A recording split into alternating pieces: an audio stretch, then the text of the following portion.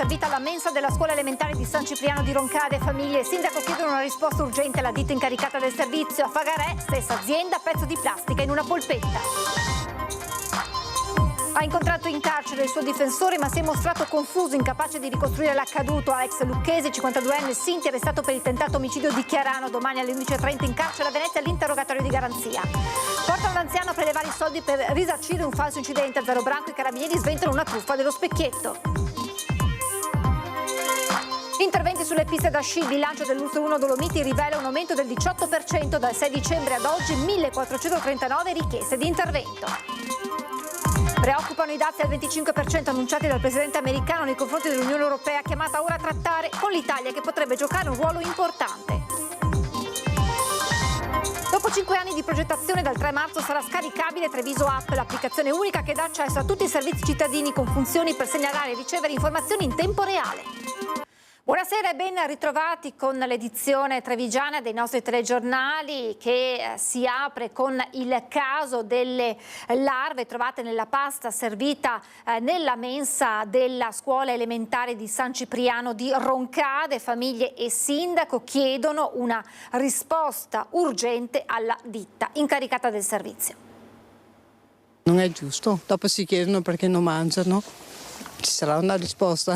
Quello che chiediamo è che sicuramente questa situazione si trova una soluzione. Adesso aspettiamo un attimo anche che ci diano delle spiegazioni e anche che ci diano indicazioni su come muoverci, perché sicuramente da parte nostra c'è la volontà di non rinnovare il pasto già a partire da giovedì, quindi vediamo cosa succede quando tutti i genitori in massa si ritroverà la mensa con dei pasti disdetti. Spiegazioni e rassicurazioni, questo chiedono i genitori dei bambini che frequentano la scuola elementare di San Cipriano di Roncade dopo la scoperta di alcune larve nella pasta al ragù servita alla mensa scolastica. Ad accorgersene le maestre, che hanno immediatamente segnalato l'accaduto a ULSS e Comune. È un fatto gravissimo che ci ha visto intervenire prontamente ieri. Sono usciti i nostri uffici, è uscito il biologo incaricato da noi, il quale ha prelevato un campione e mandato al SIAN per le verifiche del caso. Oggi sono intervenuti anche i NAS, ci sono delle indagini in corso. Il Comune assicura di aver monitorato l'operato della ditta incaricata del servizio mensa con una quarantina di controlli dall'inizio dell'anno scolastico. Che derivano da segnalazioni da parte delle famiglie,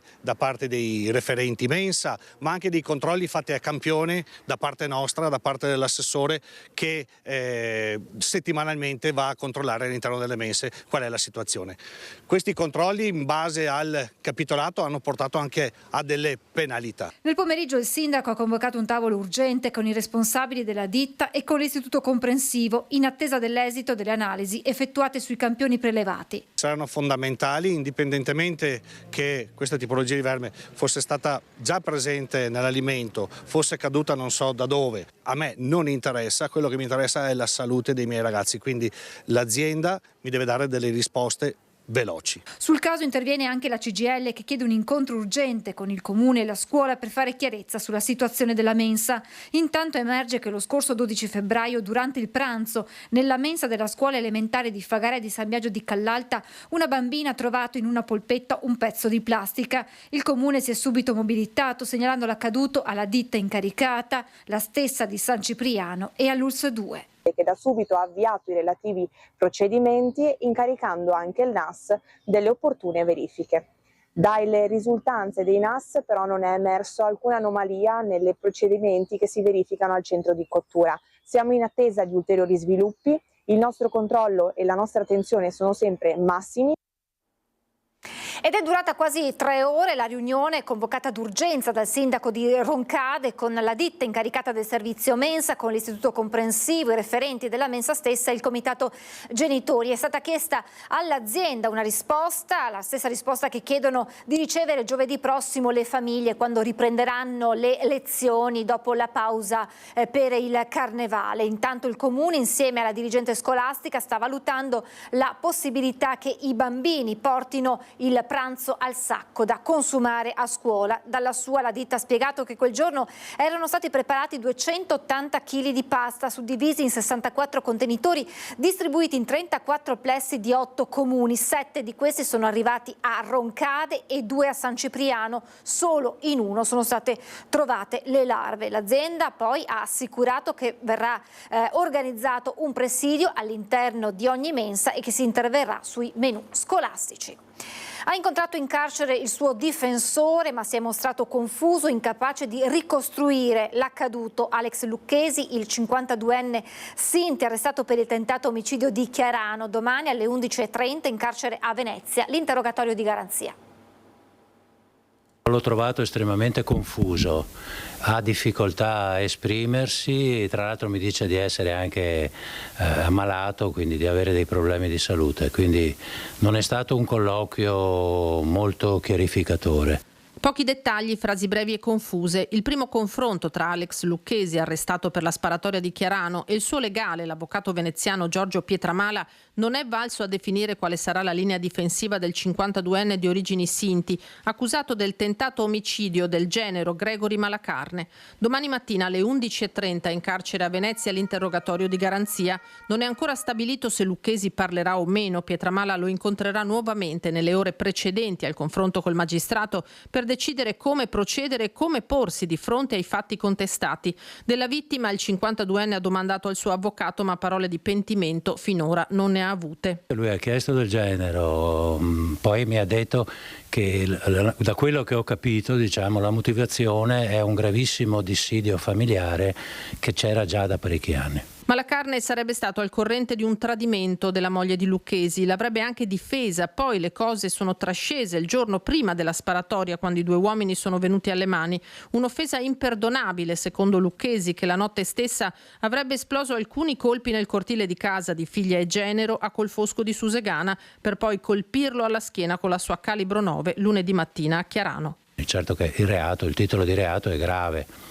Ora speriamo che questo povero ragazzo migliori e non abbia nessuna conseguenza. Portano l'anziano a prelevare i soldi per risarcire un falso incidente. 2 arresti dei carabinieri a Zero Branco. 23 anni lui, 28 lei, 82 lo sventurato automobilista a cui avevano puntato i 2 giovani truffatori di origine nomade per mettere in atto la classica truffa dello specchietto, in questo caso sventata a Zero Branco dall'arrivo dei carabinieri del nucleo operativo radiomobile della compagnia di Treviso, che giovedì pomeriggio 27 febbraio hanno arrestato i 2 truffatori domiciliati a Treviso per tentata truffa aggravata in concorso, mentre accompagnavano l'82enne al posto in Matta di Vionalese 41 per fargli prelevare tra i 200 e 300 euro a titolo di risarcimento. Che hanno tentato di raggirare un 82enne di Zero Branco con la scusa della solita truffa dello specchietto, quindi hanno fatto credere all'anziano di essere stato il responsabile di un incidente stradale e nell'occasione, paventandogli un rincaro assicurativo, gli hanno chiesto di fare un prelievo al bancomat per risarcire il danno. I 2 truffatori, processati per direttissima, ora si trovano domiciliari a Treviso con l'obbligo di presentarsi per 3 giorni alla settimana presso la stazione delle forze dell'ordine. L'invito dei carabinieri a prestare la massima attenzione e a segnalare episodi sospetti in cui le vittime sono spesso persone anziane. Fanno leva sulla vergogna che sorge in loro una volta che sono rimasti vittime di questi reati. Per cui ecco, il maneggio del contante è sempre sconsigliato, quindi quando vi chiedono dei contanti su strada o altre cose sappiate che nessuna agenzia istituzionale richiede denaro in contante, per cui diffidate ogni volta e chiamate il 112. La procura aveva chiesto una condanna a ben 7 anni e invece i giudici gli hanno inflitto una pena di 2 anni e 4 mesi, confermando tuttavia la colpevolezza. È l'esito del processo a carico di un imprenditore 70enne di San Biagio di Callalta, giudizio per violenza sessuale nei confronti di una dipendente che all'epoca dei fatti aveva circa 40 anni. Comportamenti insistenti e aggressivi, fisici e verbali, che hanno portato l'imputato alla condanna, compresa una provvisionale stabilita in 10.000 euro. Per noi, ha commentato l'avvocato della parte offesa, difesa, Francesco Murgia, contava affermare il principio della libera affermazione delle persone e in questo caso delle donne. Non si fermano i furti nella Marca, questa volta colpo a Preganziol, le telecamere di un'abitazione immortalano il ladro con in mano un piccone. Eccolo, immortalato dal sistema di videosorveglianza, il ladro che mercoledì sera ha messo a segno un furto in un'abitazione di Borgo Verde, località di Preganziol. Nelle immagini si vede un uomo con un berretto in testa, in mano un piccone. Sembra atteso veramente un'uscita improvvisa della padrona di casa, perché non era veramente prevista un'uscita, e dopo 13 minuti, perché poi con le telecamere è riuscita a vedere, sono entrati dentro questa abitazione sfruttando un piccone anche abbastanza importante, quindi rompendo tutti i chiavistelli delle porte, degli scuri, e poi anche internamente proprio sono andati ovunque a cercare oro e via, in maniera un po' più dettagliata, cioè proprio cose preziose. Viste le tempistiche, è ipotizzabile che il o i ladri abbiano seguito i movimenti della proprietaria di casa. Vuol dire veramente che era vista, anche perché poi sono entrati, probabilmente si erano accorti che c'erano delle telecamere e sono fuggiti da un'altra uscita dove non c'erano più le telecamere, per magari evitare di essere visti in viso al ritorno, quindi sapevano che erano visti alle spalle, poi magari non hanno visto la telecamera dentro casa che li ha immortalati. Intanto nelle ultime ore sulla pagina Facebook di Furti in Corso molti cittadini avevano espresso preoccupazione per la presenza di un drone in volo a San Cipriano di Roncade. Ci pensa Demma a rassicurarli. Questa persona mi ha contattato proprio ieri sera, è una persona molto coscienziosa che si è resa conto che il suo semplicemente usare un drone legalissimo, perché ha le patenti e tutto quanto, il drone è a norma e assicurato, ha creato questo panico. Si diverte normalmente a usare il drone, adesso lui ha detto che ritirerà un pochino la situazione. Sappiamo purtroppo che ad oggi non c'è nessun pregresso per l'uso dei droni, e in più diciamo che ahimè abbiamo visto che non hanno bisogno di droni, loro stanno lì, vedono quando usciamo, entrano e vanno via, non vanno a investire migliaia di euro su un drone che alla fine non gli porta nulla. Preoccupano i dazi al 25% annunciati dal presidente americano Trump nei confronti dell'Unione Europea, chiamata ora a trattare con l'Italia, che potrebbe giocare un ruolo fondamentale. Mentre l'Europa studia contromisure ai dazi al 25% annunciati dal presidente americano Trump, anche se al momento mancano le tempistiche e gli ambiti di applicazione, i diversi settori economici si interrogano su quelle che potrebbero essere le conseguenze. A pagare il prezzo più alto l'agroalimentare. Secondo un'analisi della Coldiretti, se i dazi dovessero interessare l'intero comparto, il costo stimato per le singole filiere sarebbe di quasi 500 milioni solo per il vino, 240 per l'olio d'oliva, 170 milioni per la pasta, 120 milioni per i formaggi. In questa fase diventano dunque fondamentali le trattative tra Stati Uniti ed Unione Europea, con l'Italia che potrebbe giocare un ruolo strategico. Nel G7 europeo, degli europei presenti nel G7, l'Italia è in assoluto il paese che non ha fatto campagna contro Trump.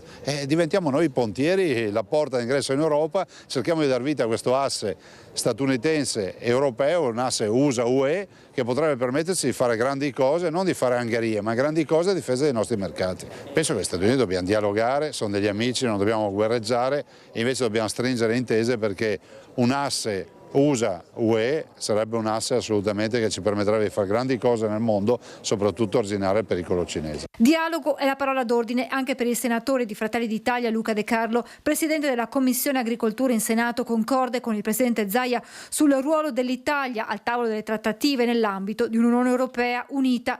Possiamo mettere a disposizione le nostre capacità diplomatiche per rafforzare il ruolo dell'Europa, ha spiegato De Carlo. Non trattiamo per noi, ma per l'Unione Europea. Adesso dobbiamo capire se siamo in grado di fare un accordo o di contrattare con loro, cioè se l'Europa è solo un'Europa della burocrazia, oppure se è un'Europa anche in grado di sedersi a un tavolo con Trump e decidere quello che è meglio per gli europei. E su questo credo che l'Italia debba giocare un grande ruolo, proprio per il fatto di essere l'unico governo stabile in Europa e soprattutto quella che in Europa ha cambiato la visione dell'agricoltura. Dobbiamo batterci perché Trump non metta questi dazi al 25%, le parole dell'europarlamentare del Partito Democratico Stefano Bonaccini, membro della Commissione per l'Agricoltura e lo Sviluppo Rurale e della Delegazione per le relazioni con gli Stati Uniti. Spero che il governo italiano non pensi che in nome dell'amicizia di Meloni con Musk e Trump possa non essere toccato se anche non venissero messi all'Italia, perché basta metterli alla Francia e alla Germania come faranno, e noi, essendo i primi 2 paesi di collocazione dei nostri prodotti, essendo noi la seconda manifattura d'Europa, saremmo drammaticamente colpiti. Io penso che la guerra commerciale complessivamente nel mondo non faccia bene a nessuno, per cui abbiamo bisogno di reagire non come singoli stati, reagire come Unione Europea, che è ancora oggi uno dei più grandi, sono il primo spazio commerciale economico al mondo, ma che ha troppa poca unità politica. Con i 6 nuovi treni presentati oggi a Marghera, la flotta ferroviaria del Veneto è la più giovane d'Italia. Con la consegna dalla partecipata regionale Infrastrutture Venete a Trenitalia di 6 nuovi treni, 2 dei quali ibridi, i nuovi convogli che circoleranno lungo i binari del Veneto salgono a 75 sugli 86 previsti dal contratto di servizio. Se a questi poi aggiungiamo i 7 treni ROC che entreranno in funzione nel 2026, i nuovi treni saranno 93. Con un'età media inferiore ai 5 anni, la flotta ferroviaria più giovane d'Italia per un investimento complessivo di 844 milioni di euro. I nuovi treni presentati a Marghera serviranno principalmente le linee Chioggia-Rovigo, Rovigo-Verona e Adria-Mestre. Come Infrastrutture Venete gestiamo la linea di proprietà regionale che è l'Adria-Mestre, ed è quella su cui oggi stiamo intervenendo con l'elettrificazione con un investimento di 41 milioni di euro, e pensiamo che per luglio di quest'anno verranno completati i lavori e poi la messa in servizio però potrà avvenire a giugno del prossimo anno al fine di acquisire tutte le certificazioni da Anspisa. Al deposito di Marghera il passato e il presente del trasporto ferroviario sono fianco a fianco. Con l'entrata in servizio dei nuovi treni escono di scena i vecchi. Il design è quello degli anni 90, ma per circa 60 anni questi modelli di treno hanno accompagnato i veneti durante i loro viaggi. Oggi invece si viaggia così, le differenze sono parecchie, anche quelle che si notano di meno. Per esempio qui sotto i sedili, come vedete, c'è la possibilità di collegarsi a una spina oppure di collegare il proprio telefonino per ricaricarlo, oppure ancora di seguire il proprio viaggio in uno schermo televisivo. Sono in completamento sicuramente l'elettrificazione della Padova-Belluno, che è una di quelle linee più interessanti, soprattutto anche in vista delle Olimpiadi, e poi nell'ambito di un'estesa complessiva di circa 1200 km di linee ferroviarie nel Veneto. Oggi ne mancano 300 ancora da elettrificare e 120 sono questa linea che è la Padova-Belluno, per cui abbiamo una percentuale di linee elettrificate nel Veneto nella misura dell'82% circa, quando verrà completata questa. Dopo 5 anni di progettazione, dal 3 marzo sarà scaricabile Treviso App, l'applicazione unica che dà accesso a tutti i servizi cittadini. È una prima app unica e per ora altre città non hanno un'app unica, quindi noi siamo veramente contenti. Si vuole andare a toccare tutta l'utenza dei cittadini trevisani e non solo, quindi stiamo già parlando di Grande Treviso, in quanto tutte le funzioni utilizzabili all'interno del comune di Treviso, della città di Treviso, saranno all'interno di questa app. Farmacie e parcheggi MOM Contarina sono solo alcuni dei servizi a cui accedere tramite Treviso App, disponibile per il download gratuito su tutti gli store digitali a partire dal 3 marzo. Un'applicazione che permetterà agli utenti, cittadini e non, di registrarsi con SPID, CIE o email e avere così un accesso agevolato a tutti i servizi cittadini, dal calendario dei rifiuti alle notifiche su modifiche di viabilità al pagamento dei parcheggi. E man mano integreremo questa app con delle profilazioni cosiddette, perché ognuno troverà le funzioni che più gli servono nella vita quotidiana della città. Un'app che con il tempo e l'utilizzo che i cittadini ne faranno si integrerà a tanti altri siti di interesse e informazioni sulla città, dal teatro ai musei alle scuole. Treviso, che per prima in Italia ha un'applicazione unica che raggruppa le funzionalità connesse al vivere cittadino in un unico luogo. C'è una funzione in cui facendo una foto e mettendo la propria posizione verranno segnalati quelli che possono essere la caduta di un albero, un cestino abbandonato, tutte quelle funzioni che normalmente ci arrivano tramite mail o segnalazione diretta ai consiglieri o direttamente al vice sindaco o al sindaco, invece in questo caso verrà fatto tramite l'app. Applicazione che consentirà anche ai turisti di tracciare percorsi con i mezzi pubblici e vedere negozi o ristoranti aperti nelle vicinanze. L'obiettivo è quello di coinvolgere anche l'aeroporto per monitorare lo stato dei voli e i percorsi migliori per raggiungerlo.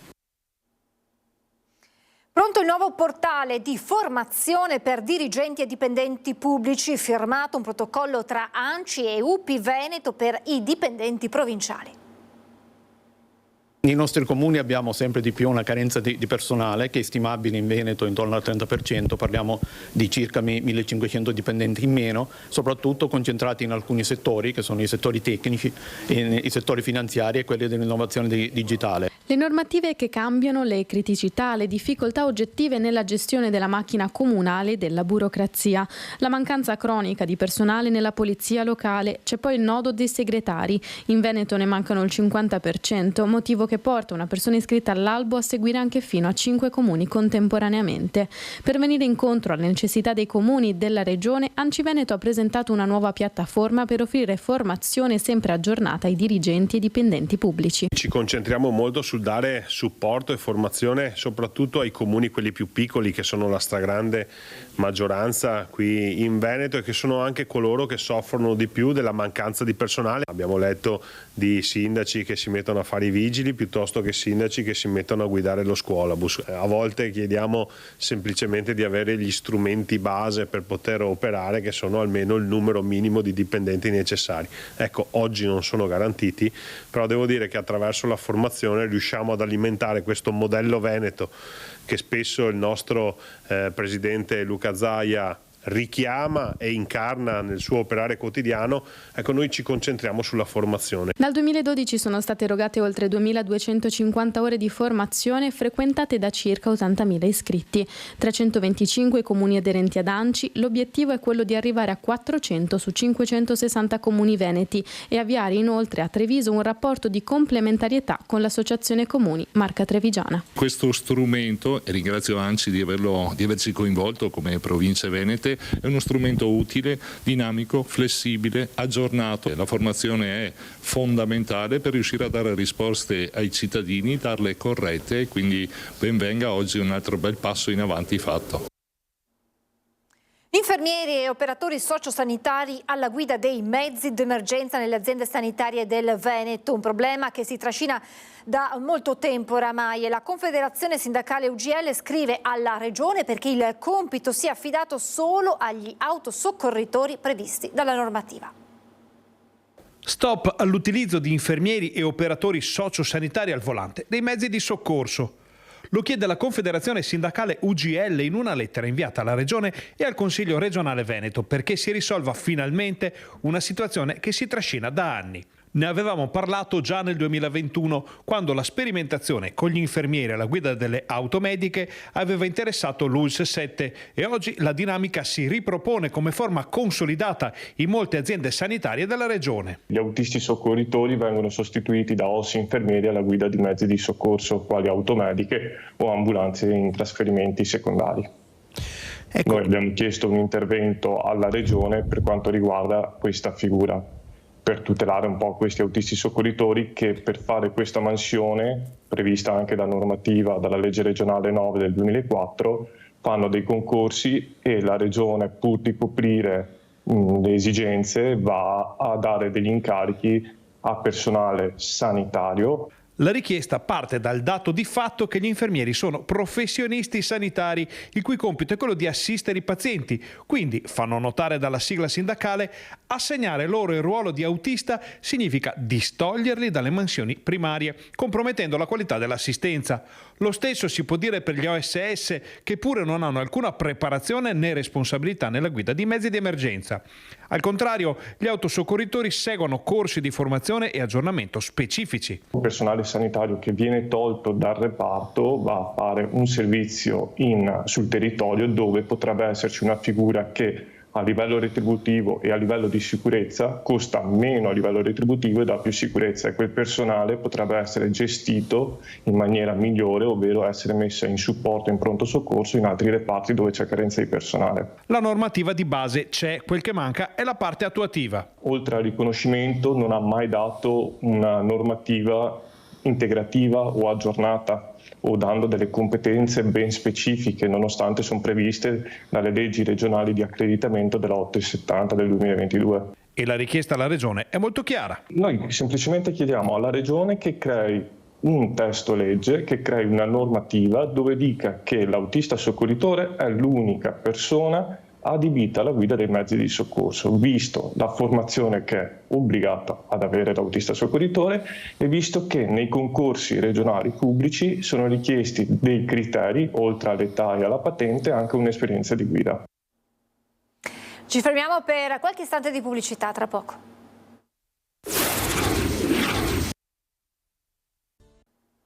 Rieccoci in diretta, antica fiera di San Gregorio, si rinnova anche quest'anno l'atteso appuntamento con la tradizione e il paesaggio dall'8 al 10 marzo. L'antica fiera di San Gregorio torna da sabato 8 a lunedì 10 marzo. Il cuore di Valdobbiadene si prepara ad ospitare una delle manifestazioni più longeve della provincia di Treviso. Evento che si rinnova e come ogni anno consolida il suo importante ruolo nella trasmissione della tradizione agricola e specialmente del settore vitivinicolo che gravita attorno alle colline del Prosecco di Conegliano e Valdobbiadene.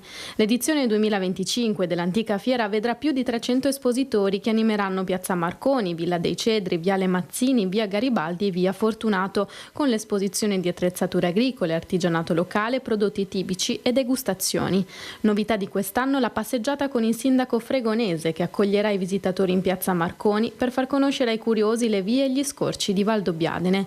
Non mancherà la visita guidata al plastico multimediale del paesaggio e il presepe artistico. Altra novità, nella giornata di domenica sarà attivo anche un servizio navetta gratuito dalle ore 9 alle 20 che collegherà il centro con la zona industriale. Una 3 giorni ricca di appuntamenti e di iniziative per far vivere e riscoprire la tradizione e la bellezza dei paesaggi delle colline.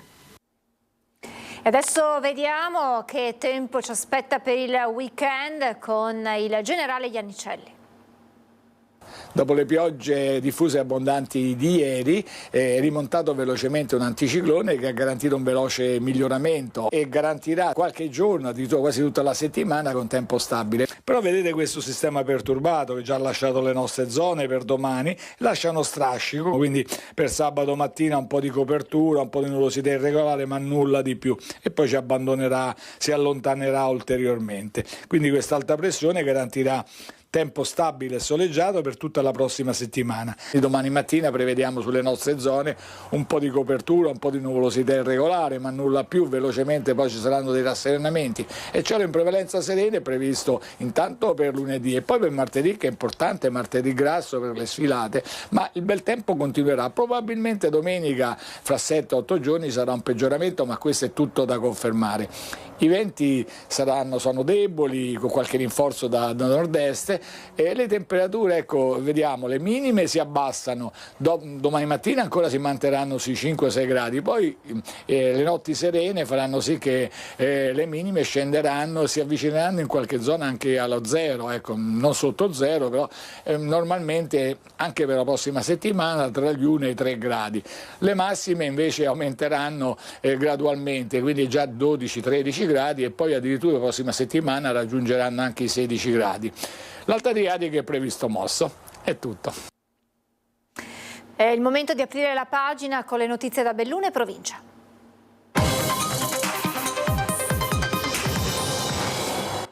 Il punto dell'ULSS 1 Dolomiti sugli interventi sulle piste da sci aumenta il numero degli infortunati. Come si comportano gli sciatori, cosa sbagliano e cosa rischiano? A fare il punto ci prova l'ULSS 1 Dolomiti che dal 6 dicembre a ieri è stata chiamata sulle piste 1439 volte, con un 18% in più rispetto a un anno fa. Abbiamo movimentato i nostri mezzi su ruote ben 955 volte, abbiamo avuto un 50% in più delle missioni di elisoccorso con 144, questo per dire che bisogna sciare con prudenza, con attenzione, perché sciare è divertirsi anche e sciare con prudenza, con attenzione vuol dire sciare e divertirsi se stessi, ma soprattutto avere anche rispetto di chi ci sta attorno. Il 50% degli interventi sono stati dei codici verdi, ma purtroppo c'è stato anche un 5% di casi, anche drammatici, da codice rosso, nel 97% dei casi per motivi traumatici. A fare il maggior numero di richieste il comprensorio della Marmolada e quello di Cortina. 87 gli interventi chirurgici che si sono resi necessari, di cui 13 pediatrici. Numeri su cui riflettere, anche con l'aiuto di chi scia per lavoro, invitato a spiegare come prevenire gli incidenti facendo uso di buonsenso, preparazione e prudenza. Nello sci calzano gli sci e vanno già giù probabilmente a 100 all'ora con il corpo ancora addormentato e quindi anche quella fase di ambientamento e riscaldamento secondo me potrebbe essere una cosa molto da curare molto per evitare eventualmente altri infortuni, insomma. Prove generali per mettere in scacco l'amministrazione De Pellegrin sono andate in scena in apertura del Consiglio Comunale questo pomeriggio a Palazzo Rosso. Sono le 14.50 nell'emiciclo di Palazzo Rosso, dopo un breve conciliabolo che coinvolge il segretario comunale sul corretto invio di una domanda di attualità, prende la parola il capogruppo di Forza Italia La Grua, il quale, insieme al suo collega Ferro e ai consiglieri del Patto Mella e Balcon del gruppo misto Garzotto, chiedono al sindaco di esprimersi sulla vicenda della vendita di Dolomiti Ambiente. Il secondo tentativo di gara, chiusa alle 12 di oggi, ha dato esito negativo. Oscar De Pellegrin dichiara di non saperlo, ma di aver dato mandato per la valutazione del piano industriale della società, perché senza dati è impossibile decidere. Il fatto di per sé si conclude con la reiterata richiesta di condivisione in commissione e in Consiglio Comunale, ma a far tremare le vene e i polsi, politicamente parlando, è stata l'iniziativa dei 5 consiglieri di maggioranza, i cui voti rappresentano l'ago della bilancia per l'amministrazione De Pellegrin. Non è il primo segnale di insofferenza che viene inviato al sindaco. Di qui in avanti tutto potrebbe accadere. E qualche minuto più tardi qualcosa infatti accade. Mi astenete anche qua. Sì, vabbè, ma avrai un'idea se è sì o no? Può astenerti anche qua. Il consigliere di Belluno al centro Soccal, fuori microfono, attacca la capogruppo del Patto sulla scelta di astensione nella votazione del processo verbale del Consiglio Comunale dello scorso 21 ottobre, che è stata causa di uno scontro senza precedenti, di lancio di accuse alla consigliera di Insieme per Belluno Elenia Bavasso, che ne chiedeva la modifica.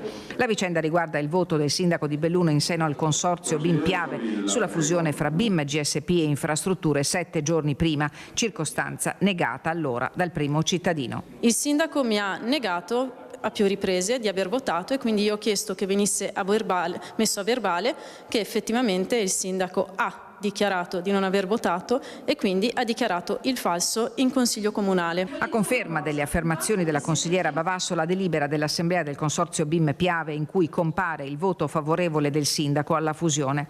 Un fatto politicamente grave. Le scuse chieste allora da Bavasso al sindaco non sono mai arrivate. Ed è tutto, a me non resta che ringraziarvi e vi lascio come sempre alla sigla e alle previsioni del tempo. Buona serata.